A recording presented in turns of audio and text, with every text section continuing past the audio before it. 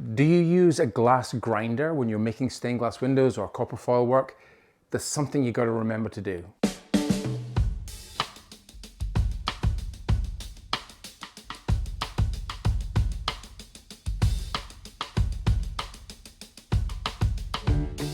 Glass grinders are really great pieces of kit, especially to round off those little hard to nibble away edges if you're doing delicate copper foil work, and they can grind it down. You can get really accurate cuts.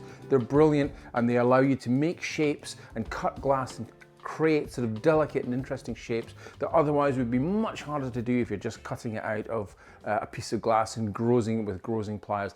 But there's something I always forget to do, and it's something that's really important. It's cleaning your glass grinder. Regardless of what make you're with, all glass grinders build up a residue of ground down glass in the trays that sit directly underneath the bit that spins around to grind the glass, and it doesn't do the glass grinder any good. It wears down all the components, it wears down all the moving parts, not only the grinder head but also the mechanism that's spinning that grinder head around. It clogs up with bits and pieces of glass, debris. That's like really fine powder. Now it's quite dangerous stuff. You've got to be careful when you're working with it.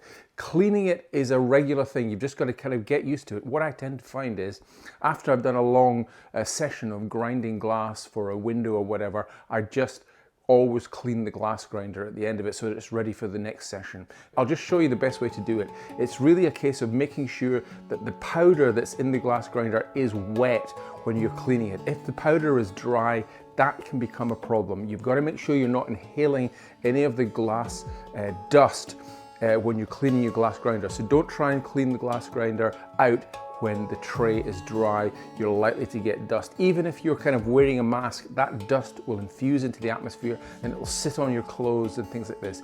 Just to be safe, this is the way that I clean my glass grinder, and it works for all different makes of glass grinders. So generally I start by cleaning under running water, and using an old electric toothbrush is absolutely ideal. It just gives you that little extra degree of friction against the stubborn pieces of glass that can get embedded in the plastic work.